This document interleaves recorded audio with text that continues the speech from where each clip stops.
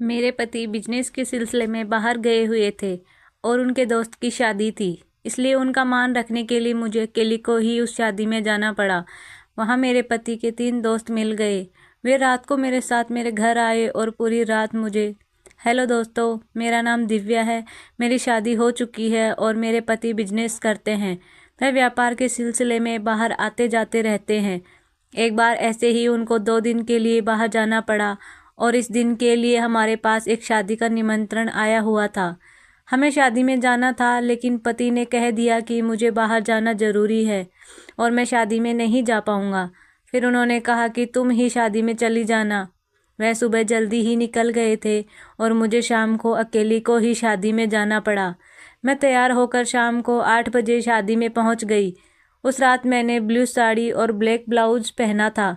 Blouse backless था और सामने डीप कट था, जिससे मेरी वेज कुछ ज़्यादा ही दिख रही थी। मैं एक कोने में खड़ी हुई थी, फिर भी आते जाते लोग मुझे घूर रहे थे, लेकिन मुझे उन लोगों पर गुस्सा नहीं आया, बल्कि उन लोगों का मुझे ऐसे देखना बहुत अच्छा लग रहा था। और मैं इतनी तैयार होकर भी इसलिए गई थी ताकि लोग मेरी खूबसूरती को देख सके। शादी में मुझे मेरी पहचान की कोई भी लेडी नहीं दिख रही थी, इसलिए मैं एक कोने में अकेली चुपचाप खड़ी थी। काफ़ी देर तक अकेले खड़े रहने की वजह से मैं बोर होने लगी थी। मेरा यहाँ पर बिल्कुल भी मन नहीं लग रहा था, लेकिन पति के दोस्त की शादी थी, इसलिए शादी को छोड़ भी नहीं सकती थी। फिर अचानक मेरे पति का एक दोस्त पवन मुझे अकेले खड़े देखकर मेरे पास आ गया। वह बोला, भाभी आपके साथ भाई साहब नहीं आए क्या? मैंने मना कर दिया और कहा कि उनको काम के सिलसिले में बाहर जाना पड़ा, इसलिए मुझे यहाँ शादी में भेज दिया। मैं अकेले ही आई हूँ। फिर पवन बोला, कोई बात नहीं भाभी जी, मैं हूँ ना आपके साथ, चलो हम कहीं बैठकर बात करते हैं। फिर हम कुर्सी पर जाकर बैठ गए और बातें करने लगे। पवन को देखकर उनके 2 अन्य दोस्त सुधीर और राजेश भी हमारे पास आ गए। उन दोनों के बारे में भी मैं जानती थी, क्योंकि वो पहले भी हमारे घर आ चुके थे।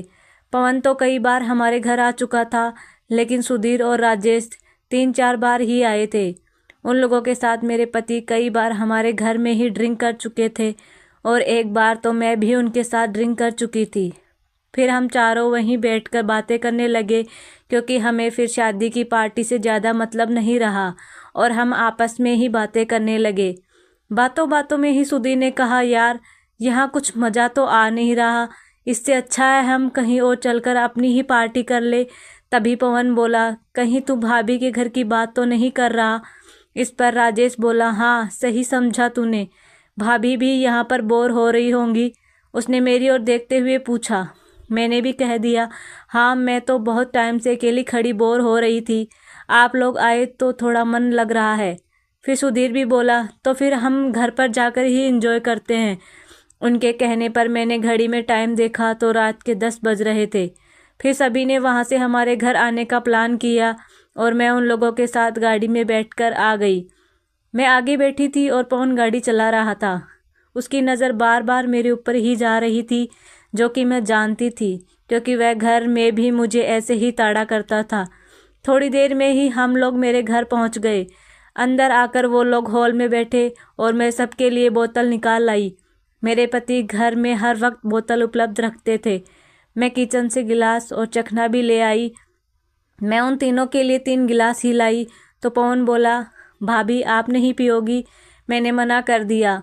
तभी राजेश बोला, नहीं भाभी, आप अकेले बैठे रहोगे तो ऐसे अच्छा नहीं लगेगा, आपको भी पार्टी में हमारा साथ देना पड़ेगा। वो मुझे ज़्यादा ही फोर्स करने लगे, इसलिए मैं भी अपने लिए एक गिलास ले आई। फिर पवन ने सबके लिए पैक बना दिए और हम चारों बातें करते हुए पीने लगे। तीनों की नज़र बार बार मुझ पर ही जा रही थी। मैं भी मस्ती के मूड में थी, लेकिन मैं शुरुआत नहीं करना चाह रही थी।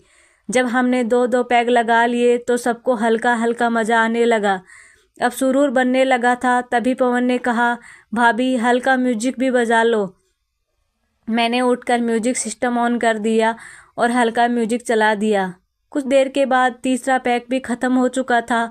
अब हमारी नज़रें आपस में एक दूसरे को बार बार देख रही थी, क्योंकि सबके दिमाग में एक ही चीज़ चल रही थी, लेकिन बोल कोई भी नहीं पा रहा था। और वह लोग मेरे साथ मेरे घर पर रात को आए भी तो उसी के लिए थे। 5-10 मिनट के बाद पवन खड़ा हो गया और म्यूजिक पर झूमने लगा। उसको देखकर सुधीर और राजेश भी उसका साथ देने लगे। वह तीनों मस्ती में झूम रहे थे और मैं नीचे बैठी हुई इन तीनों को देख रही थी। वह तीनों मुस्कुरा रहे थे और मैं भी उनको देखकर मुस्कुरा रही थी। थोड़ी देर डांस करने के बाद पता नहीं उन लोगों के दिमाग में क्या आया कि वह मुझे भी उनका साथ देने के लिए कहने लगे। मैं मना करने लगी मगर वह तीनों मुझे बुलाते रहे। फिर अचानक पवन मेरे पास आया और बोला, चलो ना भाभी, बहुत मज़ा आएगा। मैं जानती थी कि ये लोग किस मज़े की बात कर रहे हैं। फिर मैं भी उठकर उनके साथ झूमने लगी। अब पवन ने मेरे हाथों को अपने हाथों में लिया और हम लोग एक कपल की तरह डांस करने लगे। ऐसे ही बारी बारी से मैं एक के बाद एक तीनों के साथ ही डांस कर रही थी। मुझे अब मस्ती चढ़ने लगी थी और वह तीनों मुझे अपने साथ लगातार नचाए जा रहे थे।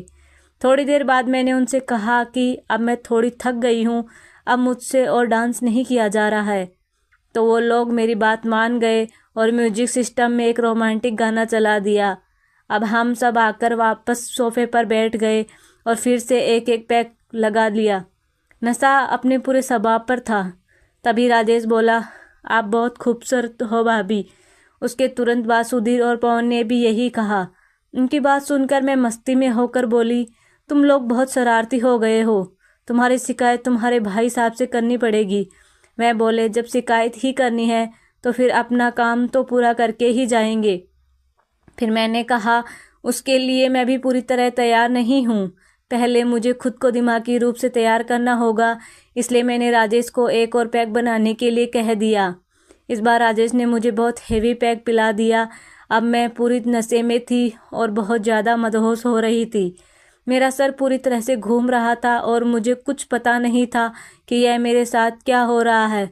लेकिन उन लोगों को इस बात से कोई फ़र्क नहीं पड़ रहा था।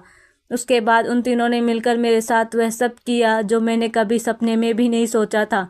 फिर सुबह 9 बजे के करीब जब मेरी आँख खुली तो मैंने देखा कि वह लोग जा चुके थे। अब मेरी उठने की बिल्कुल भी हिम्मत नहीं थी, इसलिए मैं सोती रही और शाम के 4 बजे उठी। दोस्तों, उस दिन मेरे साथ ज़िंदगी में पहली बार ऐसी घटना घटी थी। लेकिन अब तो इस कार्यक्रम का सिलसिला चल पड़ा है और महीने में 2-4 बार तो ऐसा हो ही जाता है। जब मेरे पति बिजनेस के सिलसिले में बाहर जाते हैं तो वह लोग मेरे घर पर आकर पार्टी करते हैं और हम खूब मौज मस्ती करते हैं। दोस्तों, आपको मेरी ये कहानी कैसी लगी कमेंट करके ज़रूर बताएं और अगर वीडियो पसंद आई हो तो वीडियो को लाइक और शेयर करें।